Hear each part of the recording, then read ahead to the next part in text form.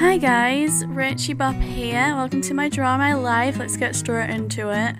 It's 1983. This was the year that I was born. Yes, I'm quite old. I was born in the 80s. That's me as a baby. So I was born when my parents were quite young, and although I was planned, they broke up 6 months after I was born. That wasn't a hugely bad thing because it meant I got two families and a stepdad and a stepmom as part of those families. I saw my dad every fortnight and we would go on day trips and weekends away. It was really fun. I get really sketchy details from my family of what really went on between my parents and who I saw when and things before I was able to know myself, so I honestly don't know what went on, like, for real. But I know that I was loved. I'm not going to tell you everything in this video because some things, you know, like they're about my family and it's draw my life, not draw their life, and also some things, you know, I don't want to tell the internet everything, but I'll give you as much as I can. So, my school life. I started at kindergarten before I went to a school called Hildethorpe.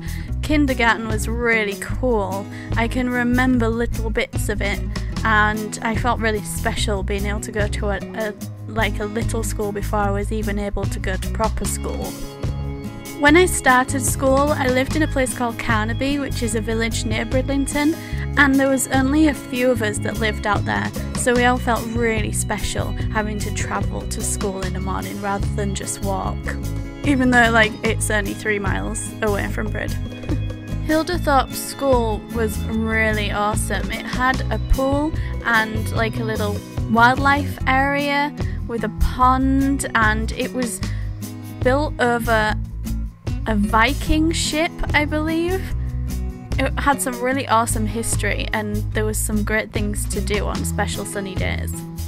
And we also got to bury a time capsule one year, which we all put photographs in and memories, and we buried it, and they said that we could come back in 50 years and dig them up. Please excuse my extremely bad drawings. My stepdad was the captain of car carrying ships for the UECC when I was growing up, so I would go away with my friends on his ships and we'd go to all kinds of places, and the only problem was my friends always got seasick, which really ruined it. But they couldn't help that, and it was just really fun to see all the whales and dolphins and experience all the oceans and drive the ships. It was just fab. And I think that's probably why I like travelling so much now. When I was 11, we moved into Bridlington, quite close to my school, and that was when my mother had my baby sister, Samantha Bop. Here she is in Mummy's tummy. I was so happy. I always wanted a sister. I used to pretend that I had a little baby sister sat next to me in the car while we were travelling places, and to actually find out that I was getting one for real was so fab. It was just the best thing. I look a little scary there. I loved her so much, I still do. Everyone said I was like a mother to her. I'd feed her, bathe her, cuddle her, play with her, read her bedtime stories. It was so amazing to be part of her growing up. From a young age, I had quite a lot of friends. I was always the person that was friends with everyone. I did have a friendship group of specific people that I hung around with more, and they were really awesome. At about the age of 15, I started having boyfriends. Not many. I'm extremely picky when it comes to boys. And I don't know why I drew someone with a flower, because no one ever bought me flowers back then. I was with one boy for about 4 or 5 years, so that took me into my 20s. During my teens, most of my friends unfortunately turned to drugs. of which I had absolutely no interest in, still don't. I never understood it, and I was always frowned upon for not doing it, which I found really unfair. So again, around that time, maybe 15 or 16, that's when I began cutting myself. This is something that I haven't really shared with anybody. I feel like some people might be going through the same thing, so I thought it would be good to share that. I did this for over 10 years and no one tried to stop me or help me. The very few people that I knew would kind of frown at me and say, don't. But no one actually got me help, and I think eventually that helped me more than anything, because I came to realise that no one can stop you doing something like that but yourself, and until you realise that, you won't ever stop regardless. Happy to say I don't do that anymore, so don't worry about me, guys. I'm all good. It was just a release at the time, and now I know myself a lot better and I know what I need in certain situations, and if I don't have those things, I don't resort to doing that anymore. Okay, next. I was victimised a lot for being right. This is by friends and family. Not that I'm saying that I was always right, but I'm saying when it comes to things that, like judgments of should people take drugs, should people do bad things, I was always victimised for making the right choice.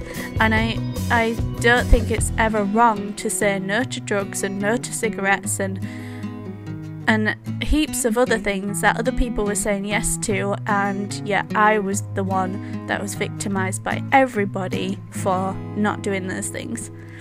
So if you're in that boat, like, just, you know, the other people are stupid, basically. At the age of 17, I started driving. I love driving. I still do, just getting out on the open road, different types of cars. I love 4x4s. I would go off-roading with my dad. I just loved driving so much. It gave me such a great freedom. I always knew that I wanted to be an animator or a marine biologist. A couple of quite varied subjects. I had careers advice, and they told me that to be a marine biologist I had to do science, and science wasn't something I was really into. I really enjoyed art, so I decided to go down the animation route, although I did do an open university course in marine biology as well. A lot of drama happened in my family by the time I reached 18. But again, those are not my stories to share, although they affected me. It's draw my life, not draw their life. So, yay, happy 18th, Rachybop. I did actually have an awesome 18th party, but yeah, surrounded by a lot of drama llamas. The result of those unhappy years was the endings of both of my families and my own relationship, and these things happened and occurred and went around for the next sort of 3 years from there. It does get happier, I promise. At this point I went to university, something that I wanted to do, I'd always planned to do and did. I was always been very focused and very driven in my academic life, so it was kind of my escapism from real life. So I went to the furthest university I could. I went down to Surrey and then got really homesick and came back up and studied in Hull. University was great, it had its ups and downs like everything else, but I saw other people, I made new friends, I learnt some stuff too. And then in 2006 I graduated. That's my cape, and that's my scroll in my hand. And then I kind of was a bit lost, so I decided to just go travelling with a friend who was leaving. She worked in a cocktail bar with me and she was going to New Zealand, so I said, sure, can I come with you and can we go through America on the way? And she said yes, and we went, and it was amazing. We started in Miami, went up to New York, and went right across on the Amtrak, stopping in various places to LA. It was crazy. I met heaps of famous people, including Tarantino. I got in a van with a transvestite, and LA was just mind-boggling. I fell in love with LA as soon as I got there. It was so amazing. It's such a great time. That's Tarantino there on the left. Epic trip. Changed my life. And then I went to New Zealand, and by this point me and my friend were sick of each other and we went our separate ways. Also, she'd already been to New Zealand a few times before, so she just wanted to go down to the South Island and I wanted to see everything. So I went up to Pukenui, right at the top near the 90 Mile Beach, on my own and got a job. I started mandarin picking. Mandarin picking was the first job I had while I was there, which was just the most dull thing ever, but I made some really good friends and who also found it dull, and we made a great team picking those mandarins, let me tell you that.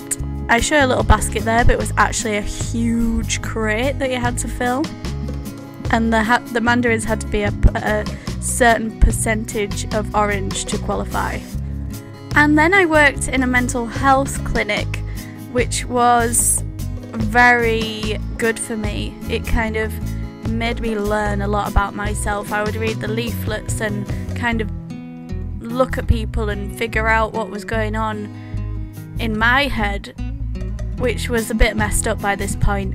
And I made some really nice friends there too, who had obviously seen a lot of different types of people. I would say on that journey overall I made a lot of friends for life. And it also gave me the opportunity to see my own life from outside the bubble and assess what was wrong with it and what I wanted to do when I returned. Once I'd worked in Pukenui and Wellington, before I left New Zealand I travelled the South Island real quick, did a whale watching trip and all that kind of thing, just to make sure I'd actually seen something of New Zealand rather than just worked. And then, even though I was supposed to stay in New Zealand for my full trip, which was about 9 months, I flew back to LA because I just couldn't get that place out of my head, and I stayed there for 3 months. Unfortunately, I planned it really badly, and pretty soon after landing I realised I had no money and I wasn't allowed to work. That's me drawing trousers so that my pockets don't look rude. Luckily, my beautiful stepmummy was able to send me some money so I could survive, and I've since paid her back. So while I was there, I had the most amazing time. I worked voluntarily on film sets, I got some experience there, and I met someone who worked as a storyboard artist on Family Guy, so she took me around the studios there, which was amazing, and I went to film premieres. I made some amazing friends there too. I met heaps of famous people again. I saw something new every single day, and I just fell in love with LA even more. And because I was British, the bouncers would give me free tickets because they thought I was on holiday. So everyone wanted to be my friend so they could come in the premieres with me. I then flew back home in December, just before my birthday, after 9 months away, which was a big shock to the system and very strange experience, very emotional. First, before that, I actually travelled from LA to New York in a Greyhound bus, stayed for New York in a week and then flew home.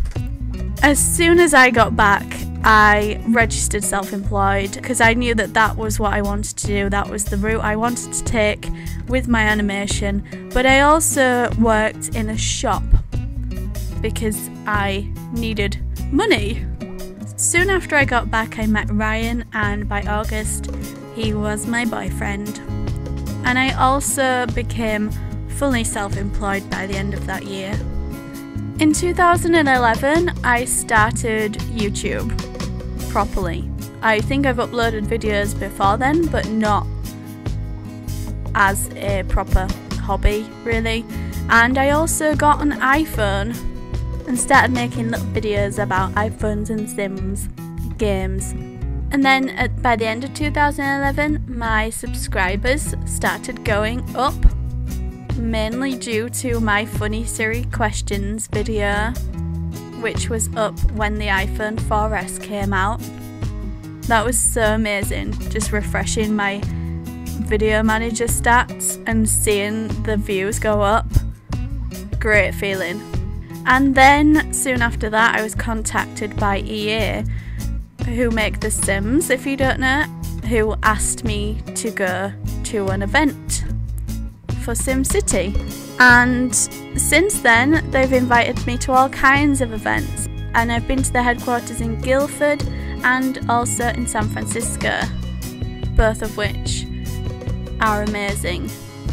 And they've given me some amazing memories. They've also given me some amazing new friends, be it online or offline. I'm so grateful for these situations that I've been given where I've met these awesome new people. Let's see if you can tell who these are as I draw them. That's me in the middle. Who's that on the left? And that brings us to the present day, 2014, unless you're watching this in the future, which is weird. Thank you so much to all of you who have made this new chapter in my life possible. I'm enjoying it more than any other chapter, and I can't wait to see what the future brings. I hope you've enjoyed my Draw My Life. I hope it's been pleasant to watch, and to all my subscribers and viewers, I love you. Thank you for watching. Bye!